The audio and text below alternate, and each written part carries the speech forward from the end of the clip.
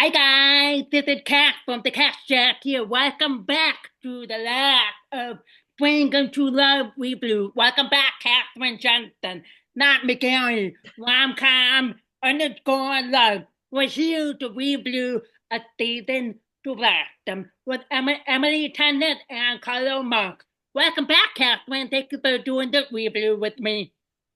Thank you for having me, Kat. And one of these days, you will say Catherine McGarry again. It will just slip out. Probably I did that last time I was a Catherine McGarry. Nope, Johnson. Sorry, communicator, out of respect. Okay. No. Season to blossom. Then Emily Tennant, Carlo Mark Humphrey, and Laura Thornton. The director, Terry Ingram. The writer is Jennifer Wilgram. The overall plot of the movie is an inspiring writer, Elise, takes over her late grandmother's bookstore, and then eventually she finds herself lamenting memory lane, over to purpose and possibility lump. So Catherine, this movie, tell me your first impression, like how did you like the movie done, and what were your thoughts on the first couple of the cast? Well, overall, I thought it was a very sweet movie. It was definitely what we expect from, like your typical Hallmark, like nothing was out of the bag with it that was anything that was different. I was thrilled actually. I just did a rewatch of it before we talked again today. I forgot how much faith base was in there. There was a lot of just like not only faith in God, but faith in yourself and faith in the situations that you're supposed to be in. So there were a lot of notes that I wrote down that are kind of good reminders that I love a movie that gives me good reminders. I thought Emily and Carlo had great chemistry and were a lot of fun. And I mean, I've already watched it twice, so it's definitely one that I'll rewatch. Definitely, I watched it maybe 2 or 3 times just to like refresh my memory.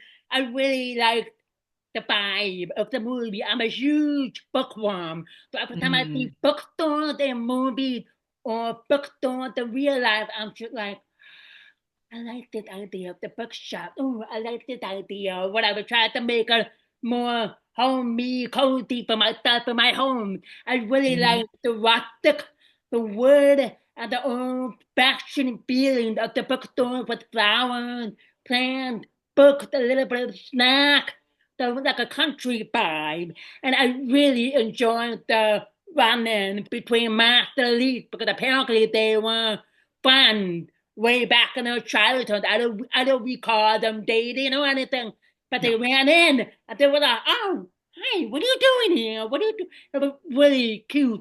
And from there, I could tell they have a really good connection, really good chemistry and banter, and a form of friendship throughout the whole movie.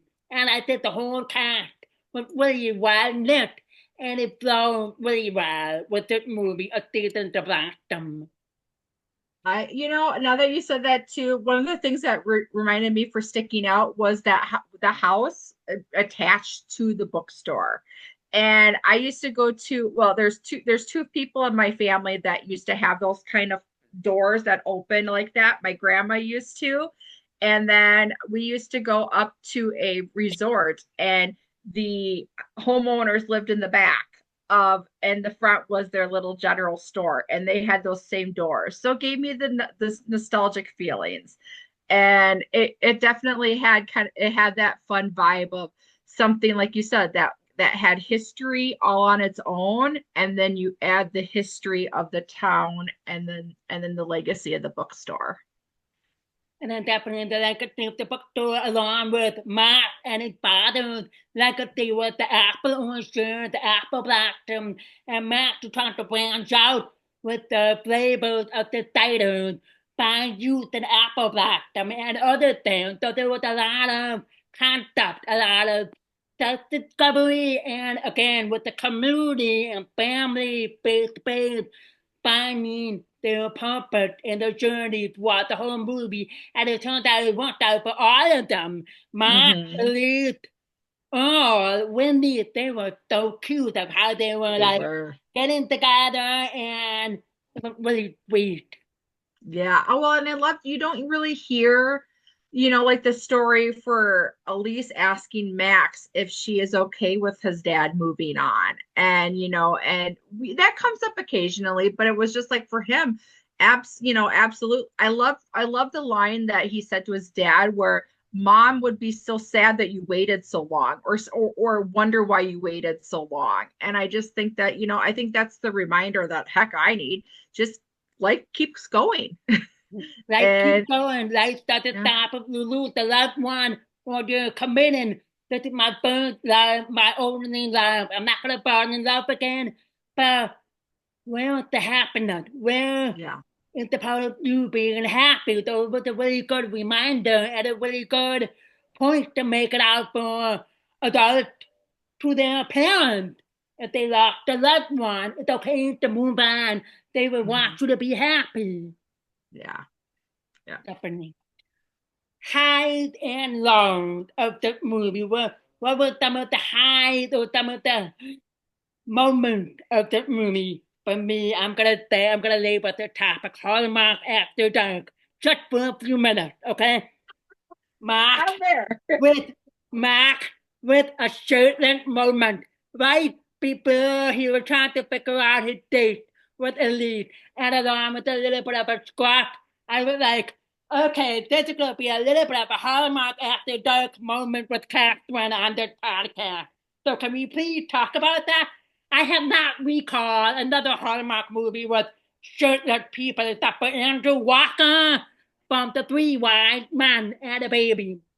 Um, Other movie can't recall, but Carlo Marks and a season of them go shirtless for a date. So, Hallmark After Dark. Well, here's what I will say is I did have the lovely opportunity to talk with Carlo on a podcast junket. And I said I go shout out to the Hallmark After Dark moment. And guess what? That scene between Carlo and the scene between Andrew have in common. Their director. It was all Terry's idea, is what he said. And I was like, There we Terry made go. the We know script. the secret now. Wow, Terry and Graham, thank you so much for the bottom of our heart and everybody else's heart. Now, if you have another movie with Tyler Hand, I'm acting you on the behalf of the Hand. Showed off of Tyler in a Hallmark movie like a farm or a ranch or I don't know, something like that. Well, here's the thing is that the actor has to be willing to do it. Do you think Tyler is there yet? But Tyler had his shirt off on a non-Hallmark reality show called Unreal. So Oh, that's that was right. not really Yeah. Hallmark, it was a reality show Yeah. based. So Yeah. who knows if he'd be willing, to show himself for a Hallmark Well, you movie. remember when Dan tried to get no, Bran tried to get him to take off his shirt for years over on the deck of the Hallmark. so, No so luck. something's telling me he's not quite there yet, but Carlo and Andrew, thank you. Not quite there, but we have Carlos and Andrew. Andrew is cousin by marriage. Maybe because the nun kind of been across it happened, but not in 84 years, please. Not in 84 Like the years. Titanic, it's been 84 years for Tyler Hines to take his shirt off on a typical Hallmark movie. Well, I'm there to see it whenever it happens. Yep, absolutely.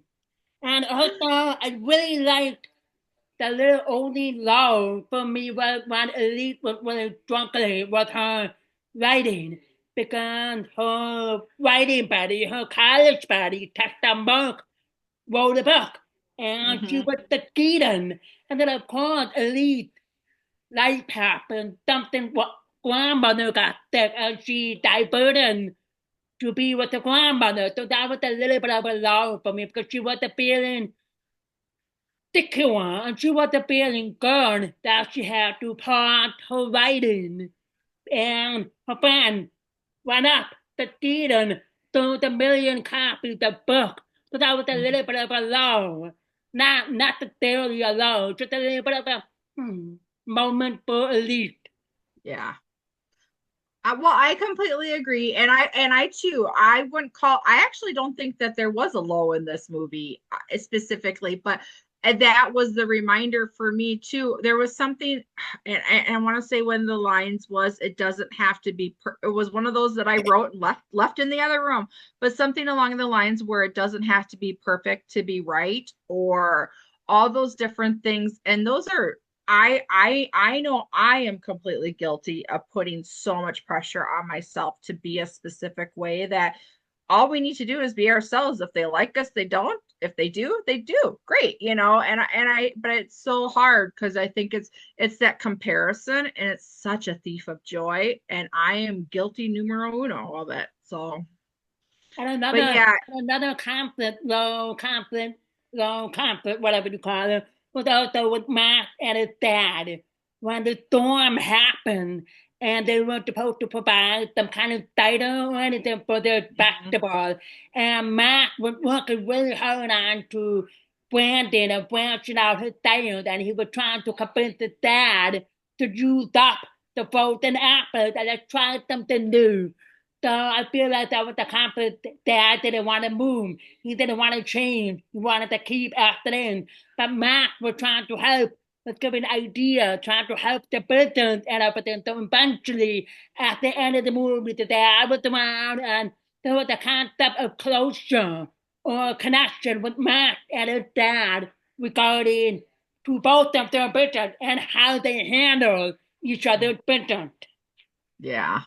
Back to the Hallmark After Dark really quickly though, is that was a wasted scene not to have shirtless in the rain. Just gonna say it. I know. The guy A was white dripping wet t-shirt already. going in the rain. I know. Like Glenn Powell from Twitter walking out of the house with a cowboy hat and a white shirt and the rain. I'm just like, my husband looked on, you okay? I'm like, I'm fine. Glenn Powell, people from Twitter. Anyway, I need to come over to the next state and watch some movies with you. We'll definitely, meet in the middle. especially when I fell off the couch. From I'll be seeing you that very scared the moment Amy put the jacket on. Mark, I was like, what? Taylor was like, what, man? Oh, Taylor! You was on the TV. I was like, man, the better, that is Taylor. I'm okay. But God, okay, okay. But yeah, I mean, I really enjoyed Carlo Marks and all of these different Hallmark movies, especially Chesapeake Shores. And I really absolutely feel like there was chemistry between Carlos and Emily. Emily. Hmm. Friendship I like agree. that, I'm telling you, all of these Hallmark movies lately have not been straight away romance or romantic. It's all about connection. It's all Hmm. about friendship, forming, getting to know each other, trust each other, help Hmm. each other move on or help each other finish their purpose like math and push it at least that make a back. If we do this, you write me 5 pages. If I lose, I do a title brand with your Yeah. name or whatever. So I feel like a lot of these movies are helping for perfect guidance and rediscovery of themselves. What are they going for? Do they really want to go for the promotion or do they want to have their own kind of business and be with family? So I feel like a lot of the Hallmark movies are lately that way. And I really like it because I know typical formula, boy meets girl, or girl meets boy, or girl meets girl, and they become friends and they fall in love. Hmm. I feel like there's a lot of backstory, connection, all of that. So I really appreciate that.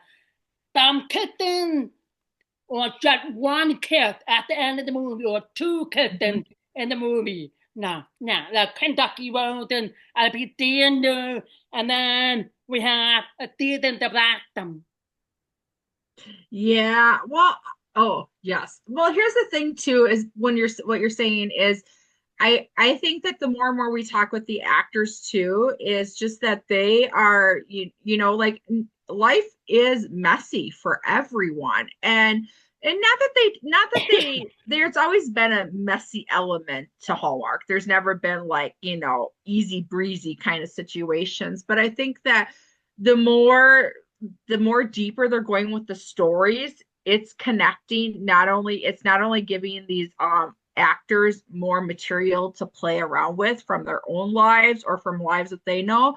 But I was talking to one recently who was just like, to be the person that people see themselves in, like such an honor and such a responsibility on their end. And I agree. Like this movie is a first time writer in a screenplay, I believe, ever. And then hers is picked up in Hallmark. And if I remember the story for her, they got no's, no's, no's, and no's, or they got let go from somewhere. And so her and a friend were like, okay, let's write our own. And and this ended up being a movie right off the get-go for them. So, I mean, how often does that get to be, usually it's try, try, try, and there's luck into it. But, and also, did you know that she's originally from Minnesota? Oh yeah. Mm-hmm. Wow. She's from the next town over from me. And so I knew that because I had actually messaged her. I sent her a DM because on just how the algorithm works and stuff, and with everything that we post about Hallmark, my Facebook feed is full of it. And the town over had done a like award or something, and so then a oh my gosh, like representative or whatever from the city. He's like, and congratulate so and so from River Grove Heights on her first Hallmark movie. And I was just like, oh, that's a movie in itself. So I believe she's out west now, but yeah, she grew up in the Midwest. So Wow, yeah. that's really cool. Well, well, it's nice to know that the screenwriter or director or anything. Oh, I don't, I live at 40 minutes away from them. Well, Yeah. okay, let's have coffee sometime, though. But unfortunately, nobody lives close to me except for some Heidi or some McGarry or whatever, but nothing like director writers that are in Toronto, Vancouver, Montreal, or California. Somebody moves to Wisconsin. It's not a bad place to live. It And isn't. we have It's the got number one cheese. football team, the Green Bay Packers, so remember that. Oh, I got to talk to you off camera. So my nephew is a huge fan of the Green Bay Packers, and so I've got to come up with an unusual gift for him for his birthday. So remind me to ask you. Take them to a game in Green Bay. I'll meet you there. Okay, sounds good. He would All love it. right, He's done the tour. Gene Taylor. Mm, What was the moment of the movie? I have a few. I mean, okay. I really like the taste. They were masterly taste different titles and try to got what's in it. It was really cute. I really like what Ed all did the poem. And at the end of the poem, really caught on to me, that especially of old roots that can bloom again and love again. So, without projecting his feelings that I put in from his apple black, the ocean, no bloom, and that he lost his late wife and the storm, all of that. But it doesn't mean it would stop growing. The root will grow again and bloom again, be something new. So that means it was showing and telling himself, okay, I think I'm ready to take the next step, or I'm ready to let love in. Winnie, by the way. And it was so cool, like picking on what to do, what to wear for the day, shut like Mac, Chandler, and Elise for their date. Well, for me, well, I thought the cat was dang Oh adorable. yeah, So the Clover. How can I forget Clover? Definitely Clover steals the movie. Yes, absolutely. yeah. Well, I do love that idea of the blind book date or blind date book club. I do, and so Blind Book Date Club is what they're doing too. And so I was, it was like, oh, I just love when we see not, I'm trying to think of, oh, Peter Benson had done the other movie with that one for directing. But I just love when we get, a same similar story that kind of has a little tug at our heart. But gosh, I think for me, the biggest one was when she was reading her grandma's before he read his poem and she couldn't find her book. Yeah. And then Max went and found her grandma's book because he knew that she just needed that connection to get to the point of where she wanted to be for herself. And so that was probably my favorite. And I actually love where he did say when she was making up a story in her head about their romance that she had our crush on him as a younger. And he's like, "You got good taste. You're Definitely. like you're like a guy with confidence."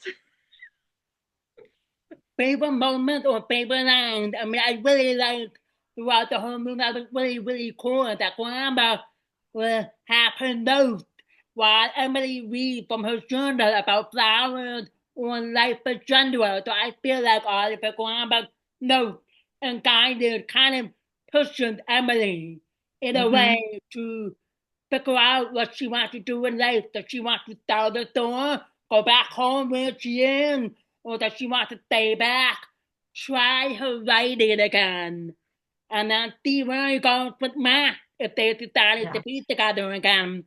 And the tree moment when they got on the tree tire, and I was, oh my God, I can't. I'm too big for that. Oh, it was really sweet because I love Tyler Swift. Tyler Swift, Mm-hmm. they're just phenomenal in the 90s or 80s or 2000 for the childhood. Talent went on a tree. Nothing to go, got nothing to do. Go outside, play on the talent wing. I And miss those dancing, days. other dancing. So there were a lot of cute moments, favorite moments, but I really like the grandma guidance. And I really like how Matt pushing her and how she pushing Matt. I completely agree with you on all those. And I will say, like you're saying, like the her reading and the writing on the screen was visually beautiful. I so kudos to the entire team for that. I think I guess what I really overall for a standout for everything for me was just that while there was frustrations between the generations, especially like, like when Wendy came in and just assumed all these things for Elise and then basically like, oh, well, sorry, it's already done. You're stuck with this kind of a thing.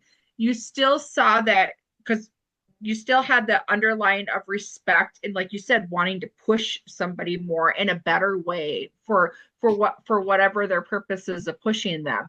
And so I think for that was kind of the overall standout theme that just resonated throughout the entire movie. And I thought had its moments where it was really in your face kind of a way, like the website, like, oh, sorry, I don't know how to take it off, to the undertones that just were like, just the encouragement of her giving, like when she was dressing Wendy for the date and she gave her scarf, and the scarf was just something that just embraced her grandmother for both of them and connected them differently too. So I think that's overall as a standout. And let's just be honest, the Hallmark After Dark moment. Because I rewatched it. When I rewatched it a few times, I was like, no, I was trying to just like, were they just doing this to play? Because he really did not need to walk out of his room with his shirt unbuttoned, but he did. So, or with a shirt off completely. So thank you, Carlo. For sure, for sure. I mean, that scene happened. I was like, wow, he's pretty good looking, the scruff, the hair. I mean, some guys age really well, and they age like fine wine. I'm telling you, I mean, look at He's definitely Andy, there. Yeah. Yes. Tyler, Chris, like Jimenez, Paul Campbell. All of these people really camp. I mean, you can't even tell, like, non-Hallmark stars, people who age like fine wine. For me, and Harrison Ford, number one, Oh Harrison yeah. Ford, Hmm. Matthew McConaughey, and Brad Pitt. Keanu Reeves. Look, I saw Keanu Reeves in a movie not that long ago, and I was like, really, just turn back the time. Besides some, wrinkles, but who doesn't have them? right? I was like, what's the secret? Do you get amazing like Andrew? Because that could be the secret. I mean, I used that I still look 35. My tuna every year for my birthday next month. So like, how old you gonna be? I'm 35 every year. Thank you very much. I'm not going to disclose my real age. I'm 35. So I'll Oh, be 35 in June. I need to start using myself some Skin Mason because, as you can tell, I'm getting a little tired looking, so I need to I love pump the it up. foam cleanser. I love the foam cleanser and the moisturizer. But the pad, I use Mm, them. I try not to use them every day because they're a little bit rough on my skin. So I would use them maybe 2 or 3 times a week. But I mm, always use the moisturizer and the eye cream. And then when I'm in the shower, I use the foam cleanser. I love the smell and it just makes your skin soft. It's just mm. amazing. I do All not right. have the serum because I don't have wrinkles, guys. So, Andrew, Well, wrinkles or not, use the serum, guys. I'm not okay, I, Andrew. I I no, am in that order. I'm just gonna say I have a few years up on you in age, so therefore I have the wrinkles. Dang, oh, to be 35 again.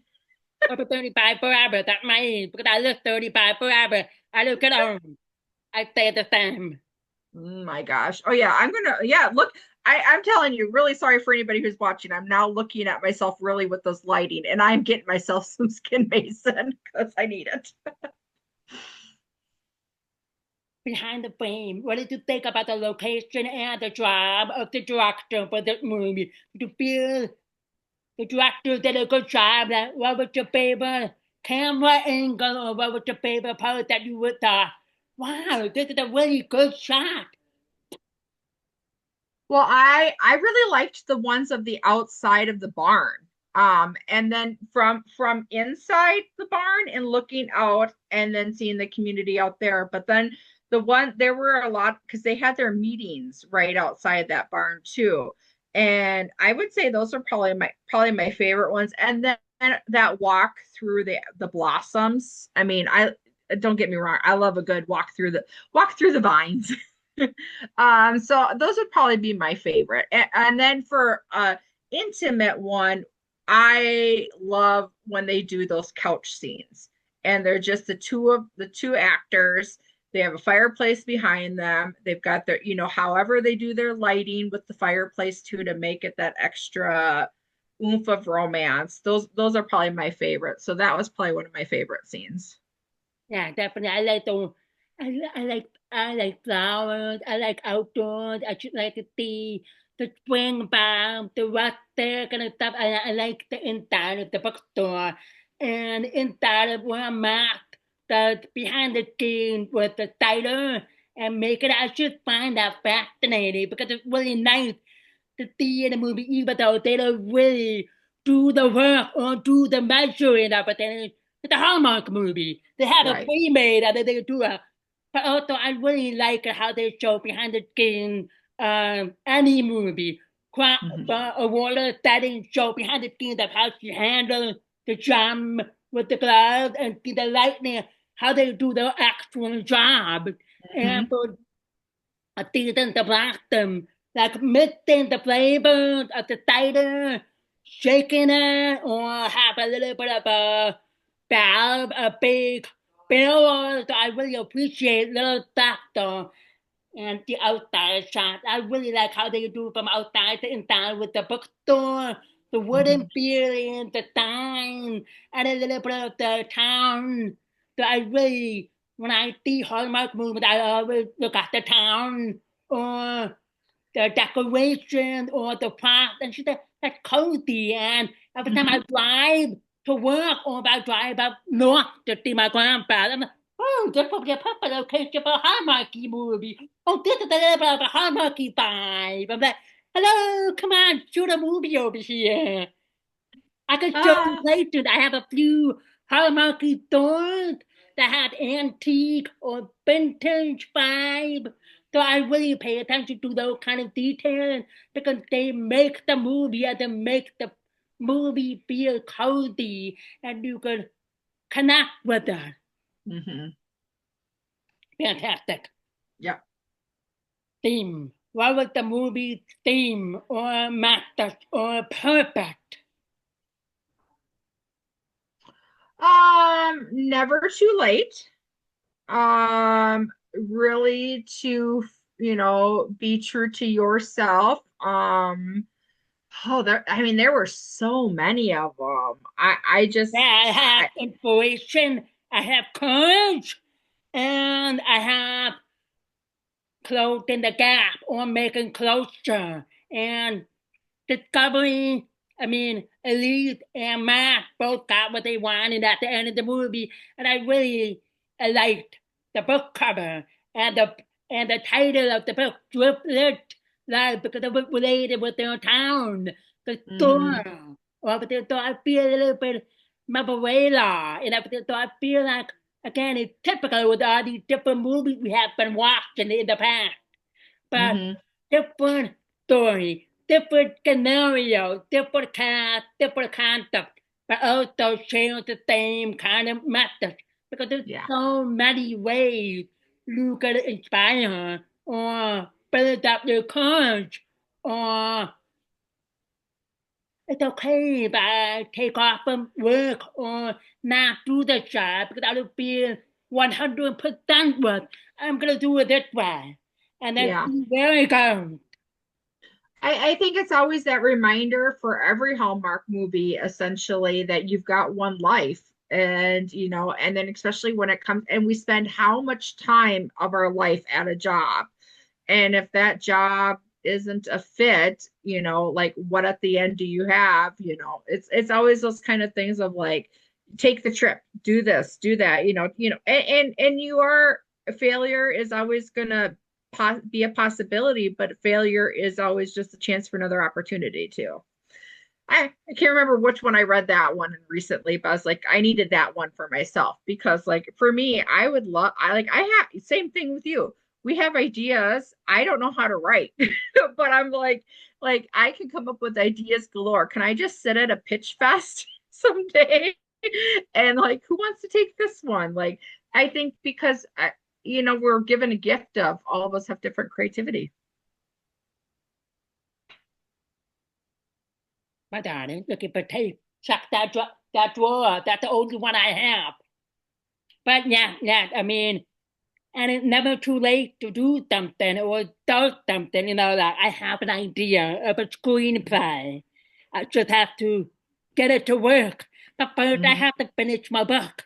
There's so many things. So But you started your book. That's way above what I've, I started my book 2 years ago. I'm almost done with it. I just have to wrap up on my last part of my book.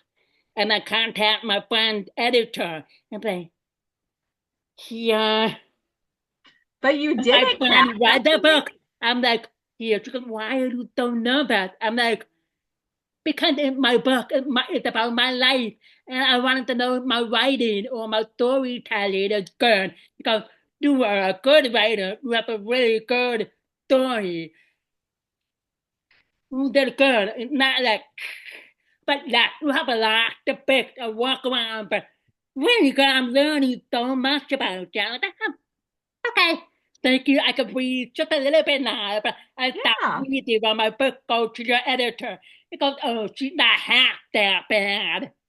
So, but again, like with Elise and Max, they kept going, they kept pursuing, they gave up for a little bit because of grandma and because of dad and lost his mom.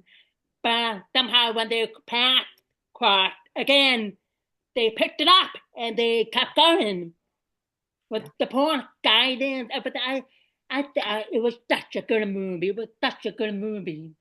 Such a good Yep. movie.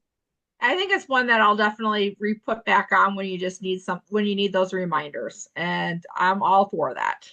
But especially the shirtless part we already reminded for, right? Well, I mean, Yes, I could also watch Bridgerton too, but sure. Okay, yeah, Bridgerton's another topic we could talk about. What did you think about the pairing? Emily Tennant, Carlo Marks, and the dad and the fun. I thought they were fantastic. The banter, the connection, the chemistry. There was no awkward moment, or there was no. I completely agree with you. And when we were talking with Carlo, he had mentioned that he didn't know Emily before this. And but one of the things that he absolutely in likes to do, and I can really feel like that. I mean, I don't know Emily, but I really feel like knowing this makes such a difference where he's like, if I can get the person that I'm working with to laugh for real, then that just breaks all the ice and the barriers. And I really feel like these two were a couple that connected very quickly on set. And so then by having that authentic offset, connection as friends really brought it. And I would love to see them in a movie again together. And I agree with you, the same with the parents. I would love to see Wendy and what was his dad's name again? Glenn? Oh, oh, Earl. Okay. oh, Yeah, the women. Yeah, yeah, I'd love to see them do something again together too. It was great casting. for sure, for sure. Yeah, I chatted with Emily for her movie, The Wish Swap. She is Oh, so yes. sweet. She is so sweet, and she trying to like connect with the co-stars and make it work. And it's really interesting that the co-stars working together that have not met or know each other before. So it was really interesting, like how Carlos didn't know Emily before and how easy it was to work with her and act with her and make this amazing movie with this beautiful story. And I really like that. I like Hallmark movies when it involves book or author or struggling author trying to make a name for themselves with their pet name or their real name. Oh, There's yeah. so many because it's really interesting because it's not hard, it's not easy being a writer. Maybe I will publish my book next year. Maybe I'll publish it in 2 or 3 years because I've had this idea since COVID. But I put it on hold because virtual school, virtual teaching, and my mental health was not in the right space for this whole COVID crap. But it's Hmm. in a better place right now. So there's so many factors, and it's saying life in short. You do Hmm. something or you don't do something. You do something, you don't do it, you regret it. Or you pick it up later in life. Yeah. So Nope. I would I absolutely love to see Carlos and Emily in a different movie. Rom absolutely. com or something romance. I don't know, but they're really great together. Well, he's definitely got the romance down. I'd love to see a little bit more comedy from him. I definitely would love to see something along those lines. For sure. And maybe he has, and I just haven't seen it. For sure. To wrap up the podcast, I don't Mhm. know if you've seen all of the Spring and Love movies. Have you seen all of them? I did not see the Philly one. Okay. I have to be honest. I think I have to be in the right set of mind for that one. But it's also actually one of my favorite things to do is history. And I hear that they did do a really good job of intermixing the history into it. But I really like to pay like National Treasure is one of my favorite movies. And I've actually talked with Dara Oh, I love that movie. I because love Dara history movies. So yeah. yeah, Dara lives in Philadelphia, so I've told her I'm like I'm coming for my national tour or my National Treasure movie. Let's do a tour of that. And so I need to watch that one. But I think out of all of them, that's the oh I watched part of the park one with the piano. So cute. It's so cute. It's Okay, cute. okay, I good. think it's cute. I think it's cute. Okay. I mean, I gotta be honest, Jen Lily's one made me laugh so much. So that's the top tier for that. And for all of the overall feels of what Hallmark is perfect for was I'll Be Seeing You. I mean, that could be a Hallmark Hall of Fame movie, and it should be. For sure, yeah. Welcome back, Jen Lily. A royal setting. Yes. You better visit the movie, especially with, oh my God, what's its name? The daughter. Oh my God, I I can't know remember that her was the name. best. He in the movie. Watch it. The royal setting. You have to. I Yes, can't but remember. no, yeah, the like I said, that Fred, for Fred to like, or I was even, was Fred his real name, or Fred his was his, I couldn't remember if that's his real, I think that's what she was calling him, but it was Fred. But I said that was the best part ever, and no, like that guy nailed it. For And sure. she nailed it playing off of him. Uh, with lime, with two Billy with lime. I can't remember the actual title. It was a good movie, but it was my last ranking of my Oh, okay. ranking of the movies. Obviously, it's ranking number one, and I'll be seeing you. Are you sure? Are you sure it Obviously, wasn't a, I'm pretty sure it was a royal setting was your number one. Wink, wink. Royal Starting, I think, was number two and number three, but it's up there. Okay. But Okay. two bit with the two Billy with lime. I like the history aspect Mhm. of it. I like the location. I like how they show the archive, downtown Billy. I'm a history buff. I mean, Mhm.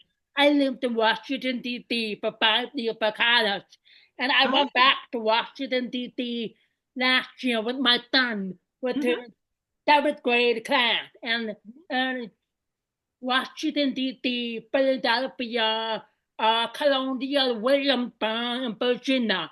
I love all of these for the history, the story, whether it's a good story, a good history lesson, or a bad one. That's what we're going through right now. I'm sorry, but I'm a little bit on the Democratic or Independent side. I'm not on the right side. But anyway, I think that movie was a little bit slow for me. I mean, I Mhm. like Stephen Hector, I like Rebecca Dalton, but I feel like there was no romance to them. It was a little bit awkward for me. But Oh. the story was good. It was a little bit Mhm. slow. For me, it would be a background movie. I've seen it twice just to get the more notes to see if I missed anything. But I like how they try to figure out the purpose of the letters and figure out the real love story. And I feel like that became a love letter to the city of Philadelphia because they were trying to figure out the missing piece of the puzzle or the Mhm. missing piece of history. Just like Kentucky Road when they have two different families, conflict.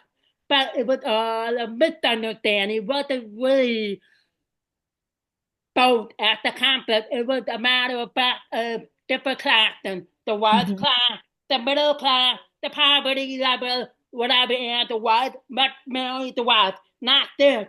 So it was a Mhm. little bit of a concept of that. So I should like the history aspect of it. So that's why it was last on my ranking.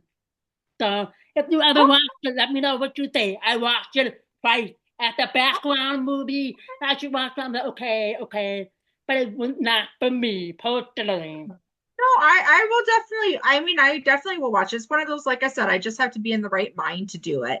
And I kind of feel like the, like what you were saying too with the history is, for Kentucky Roses, I loved that they went back. And then, we've got the different time periods. Matter of fact, we're filming this as we're missing the way home.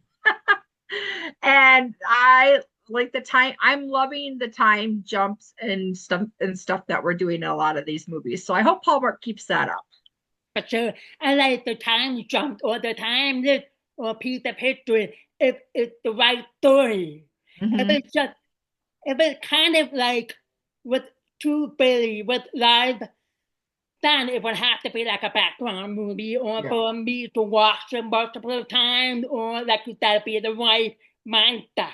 But Hmm. I do appreciate the time jump, Kentucky Road, uh, timeless Christmas with Aaron and Kate, Ryan and Baby, a bit more Christmas, which I watched 12, 13, 14, 15 times in I'm a so row. ex Christmas, I'm I so really, ex oh my God, I love that I'm movie so much. And the I'm most, so excited we're getting another one. but sure, it would be really interesting to see what kind of concept this is, because Mhm. first it's like completely different concept. They're going to the future town, not the past, with Oh, I what really the didn't pay boy that I much see attention. what he mentioned. But I'm excited for that, so I appreciate that. Hmm. So, Catherine, any last comment or thought you want to share that we have not discussed about from a season to blossom? Nothing has jumped into my mind. I just love spending time with you. I'm so glad that we've connected in this universe and we've got some trivia to look forward to. For sure. All right. Well, to wrap this up, thank you so much for Catherine from Rom-Com Love to come back onto the Cat Jack podcast. Tune in to listen to a little bit of Hallmark After Dark with Carlo Marks and some other Hallmark stars. We talk about being shirtless and we did a little bit off topic, but we got back onto topic to talk about the review of the season of Blossom starring Emily Tennant and Carlo Marks. Please make sure to follow our Instagram account and subscribe to our YouTube channel to look for more Hallmark interview content, weird review, or fun stuff. And I see you next time for the trivia. Thank you so much. Bye bye.